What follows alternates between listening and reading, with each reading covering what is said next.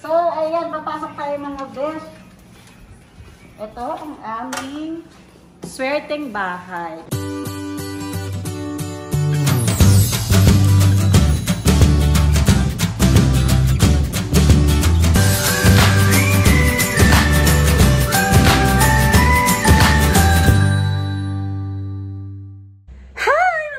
Mga Mars, mga Swissy ko dyan. So in today's video, papunta tayo ngayon sa dati naming bahay dahil nabenta na namin siya. Ang tagal din namin siyang nabenta after 2 years. Pero 5 years namin siyang tiniran. So samahan niyo ako doon kasi yung bahay na yun sobrang memorable sa akin. And grabe yung binigay na swerte sa akin noon. So tara, let's mga besh!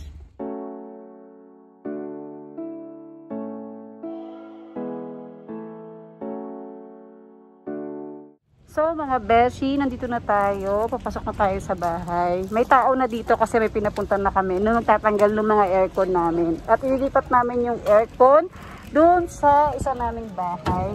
Share ko sa inyo yung ganapan sa loob.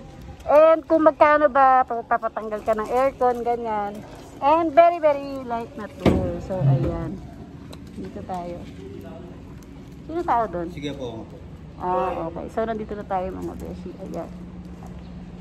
Ang nangyari dito sa bahay, nagkaroon ng, ng puno dito. Tapos, pinatanggal ko kasi baka masira niya yung tiles. So, ayan mga beshi. So, tatanungin natin sila, kuya. Kuya, ilang minuto nyo tinanggal yung aircon? Ilang minuto mo na tinanggal kayo? Pag bibaksak ka, ha? Ilang minuto? Hindi, kalahating oras po. Kalahating oras din. Pinutol nila yung hose, no? So, bibili na lang ng bagong hose. Hindi. Hindi, meron pa po iba. Hindi. Yan din yung gagamitin. So, mamaya tayo magtuloy mga beshi. Wala pa yung cameraman. So, ayan, papasok tayo mga besh. Ito ang aming swerteng bahay. Kung makikita nyo, tatanggalin namin yung aircon. Nandito pa yung mga cortina ko. Tatanggalin ko dito yung curtain rod kasi mahal yung bili ko dyan. Pero sa Divisoria ko lang yung nabili. Tapos kung mapapansin nyo, nandito din yung antique. At ito yung pinagawa ko yung salamin. Dito na siya tatanggalin. Kasi baka pag tinanggal, masira. And may mga CCTV. Pakita mo yung CCTV. Ayan, yung CCTV na yan. Binili namin sa China. Ito dahil itong kusina eh. Ginawa namin siyang dining area. Diba? Maganda na naman siyang bibiro. And ang telepono nito gumagana pa. May dial tone ang telepono. Hindi pa namin pinaputol. So, pasok tayo. Pakita ko sa inyo. Last door.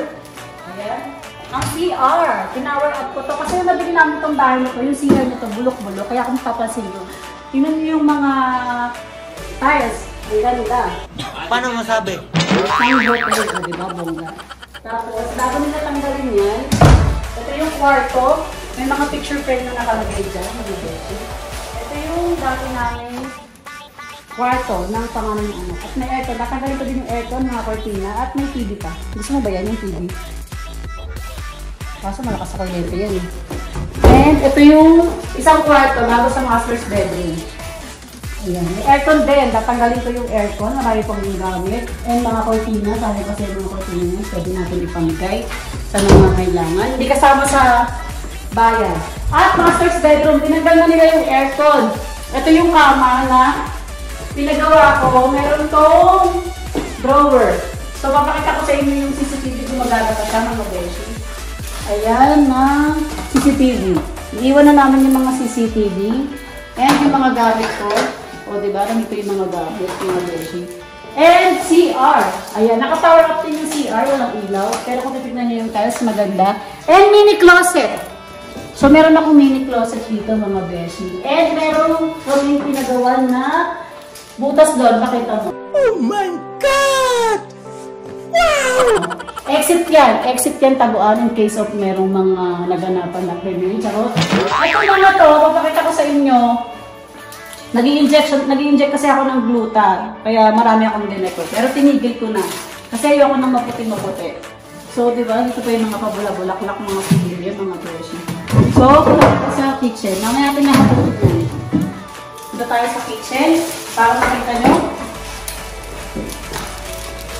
Ang kitchen, dati ito ay labahan namin. So, ginawa namin siyang kusina.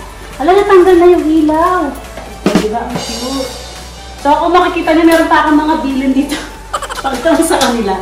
Kasi ayoko nung sabi, gusto ko hanggat maaari, merong bilin para hindi na nagsasalita. Ayan. Ayan, mga beshi, organize tayo, di ba? So ito yung Angel's Room. Nakalock ang Angel's Room. Pero may daan siya dun sa kabila. Mamaya tignan natin. Dito tayo. Tanggal na natin yung aircon. Ang baho na ng bahay, ano na siya. Parang may lupa, no? Kasi matagal walang nakatira. 2 years na walang nakatira dito. Yung nagpapaswerte. Mahilig kasi ako sa feng shui. Yung nagpapaswerte, ayang bagwa. Kasi ibig sabihin niya nag-a-attract ng energy and money. So, ito, hindi na namin siya binubuksan. DIY garden. Pwede kang dumaan doon.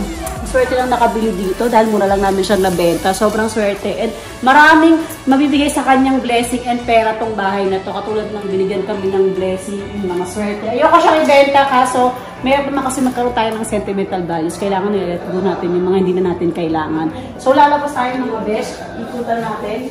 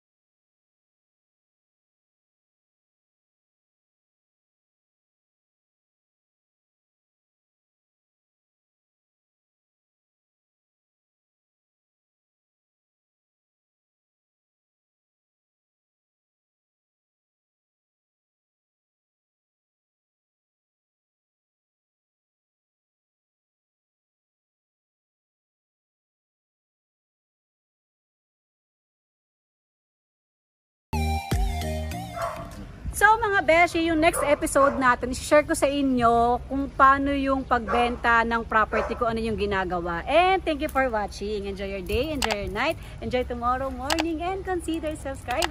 Bye guys!